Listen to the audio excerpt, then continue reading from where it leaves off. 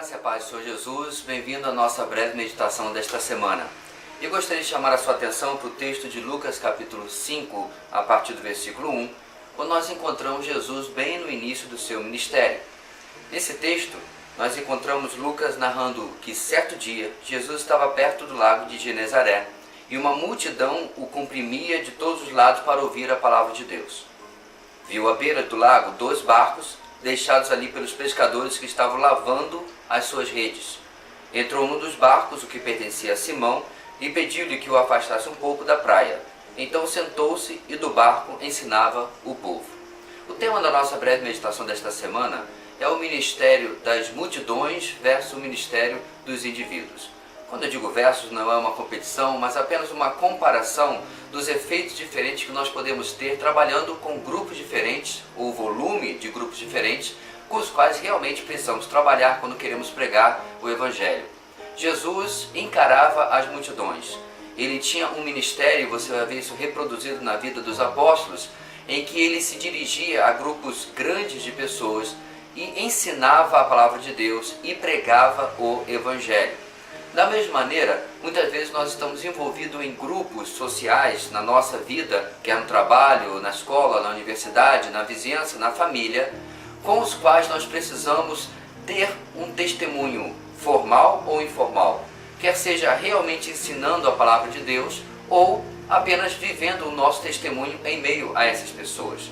Por exemplo, você pode no intervalo para o almoço, no intervalo para o descanso, se você o tiver no seu trabalho ou na sua escola, formar um grupo de estudo bíblico, oferecer para as pessoas que ali estão com você a possibilidade de conhecerem a palavra de Deus. Você pode também fazer o mesmo na sua vizinhança, formar um grupo de estudo bíblico na sua casa, como se fosse o velho ponto de pregação, como nós dizíamos nos dias antigos.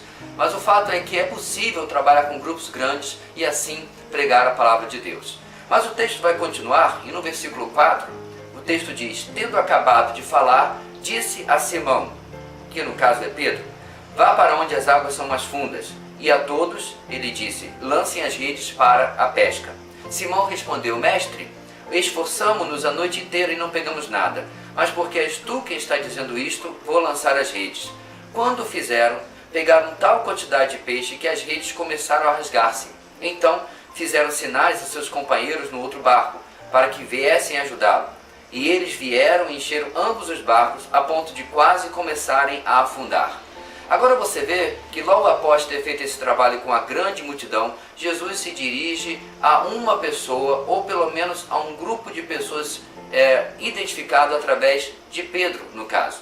E ele começa, digamos assim, a afunilar o seu ministério. E agora ele vai trabalhar a vida de Pedro de uma maneira que ele nunca será a mesma pessoa, será transformado. Pedro havia estado perto daquela multidão e ouviu o ensino de Jesus, ouviu aquilo que foi comunicado ali.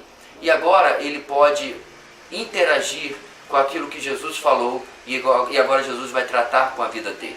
Nesses grupos que eu mencionei, é comum que você vá verificar que em meio a eles há pessoas que estão mais interessados, que estão mais curiosos, que estão mais atentos e foram mais impactados pelo ensino, pela palavra, por aquilo que você compartilhou. Essas pessoas você pode influenciar diretamente, pregar o Evangelho de maneira mais específica, interagir com a vida deles de maneira mais detalhada, de maneira mais pessoal, e assim poder, quem sabe, pela graça de Deus, assim como Jesus fez com Pedro, ser um instrumento para que essas vidas sejam transformadas para todo sempre. Como podemos afirmar isso? O texto termina dizendo o seguinte: quando Simão Pedro viu isso, ou seja, a grande pesca que havia acontecido enquanto ele havia trabalhado a noite inteira e não havia pego nada, ele diz para Jesus, se jogando aos pés de Jesus: afasta-te de mim, Senhor, porque sou um homem pecador. Pois ele e todos seus companheiros estavam perplexos com a pesca que haviam feito, como também Tiago e João, os filhos de Zebedeu, que depois também seriam discípulos, sócios de Simão.